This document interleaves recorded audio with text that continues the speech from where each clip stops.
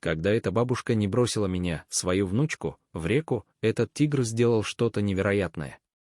10-летняя Майя была милой, умной и очень спокойной девочкой. Будучи единственным ребенком в семье, она получала много любви от родителей, которые давали ей все, что она хотела, и оберегали ее от любой опасности. Однако, поскольку родители не могли быть с ней везде, девочке иногда приходилось защищаться самой, когда она была одна на улице. Но от чего ей нужно защищаться в 10 лет? Как ты, наверное, знаешь, некоторые дети страдают от травли в школе, и, к сожалению, Майя была одной из них. Все из-за того, что сделала ее бабушка много лет назад. Травля началась, когда Майя пошла в 3 класс. В тот день она поссорилась со своей подругой Сесилией из-за книги, которую они прочитали на выходных. Когда Сесилия поняла, что проигрывает спор, и одноклассники признали Майю победительницей, она решила отомстить, сказав что-то, чего никогда не следовало говорить.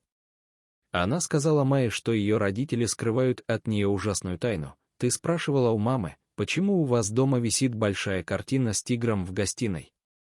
А знаешь, что твоя бабушка — ведьма и пыталась выколоть тебе глаза, когда ты была маленькой? Почему твои родители и дедушка этого не рассказали? Я думала, что твоя семья любит тебя.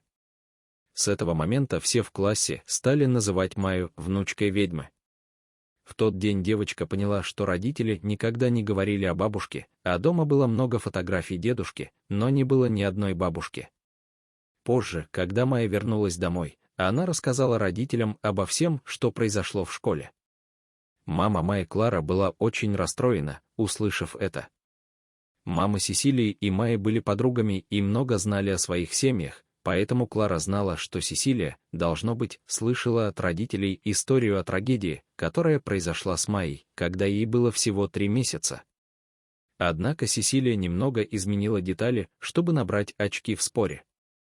«Мне очень жаль, дорогая, но бабушка не ведьма и не пыталась выколоть тебе глаза.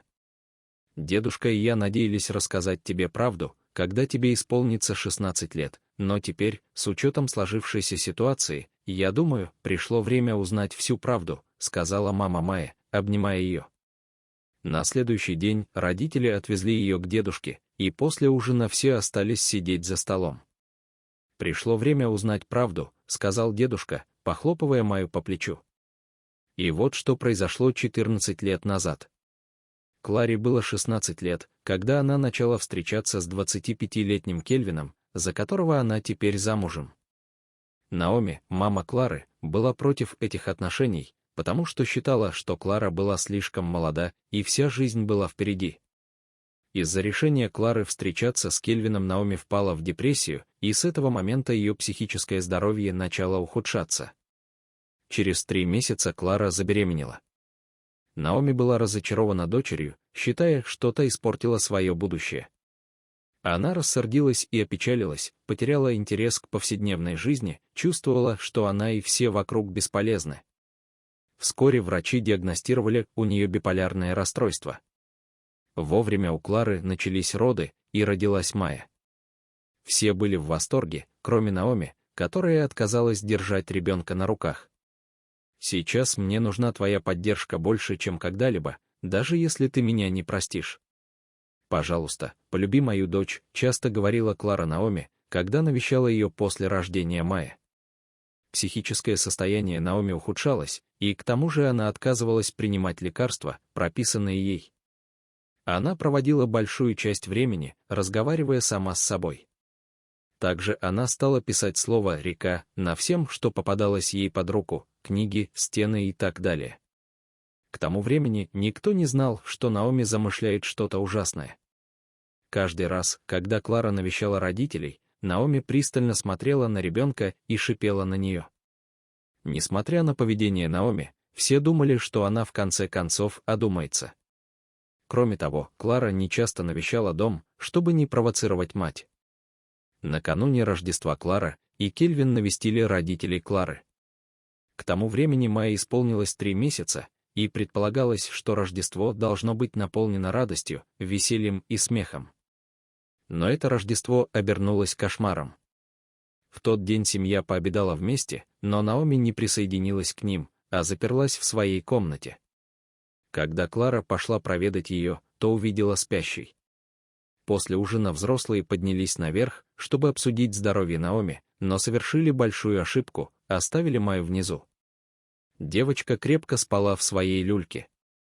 Примерно через 15 минут они вернулись в гостиную и увидели то, от чего кровь стынет в жилах. Майи не было в люльке, а входная дверь была открыта. Клара сразу заподозрила Наоми и побежала в ее комнату, где нашла записку: «Пришло время попрощаться с ребенком. У меня малышка, и я причиню ей вред».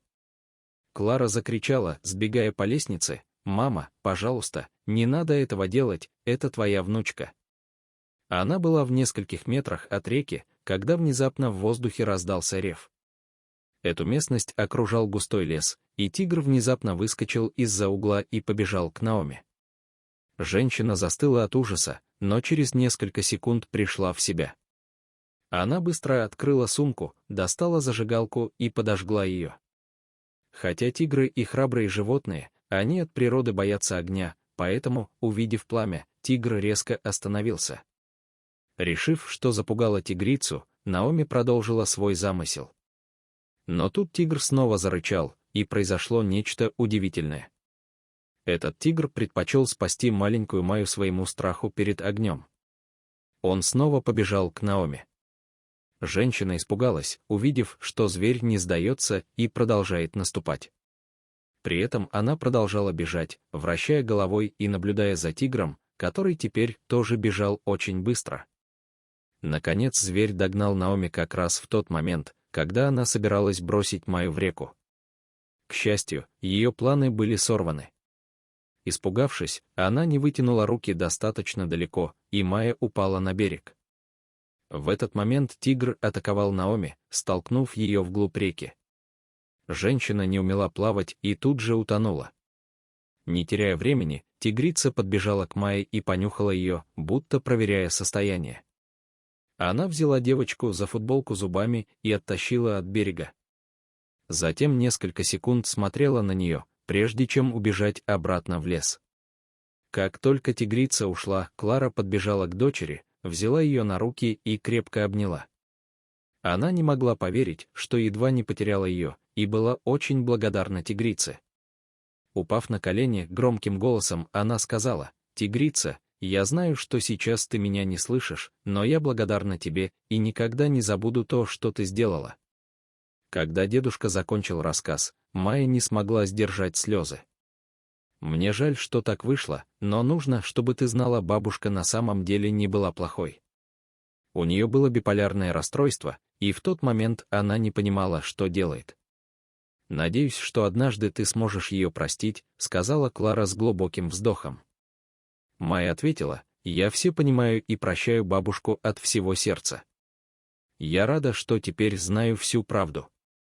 В тот же вечер девочка попросила родителей поставить надгробие в память о Наоми, и они согласились. Иногда они навещали его вместе.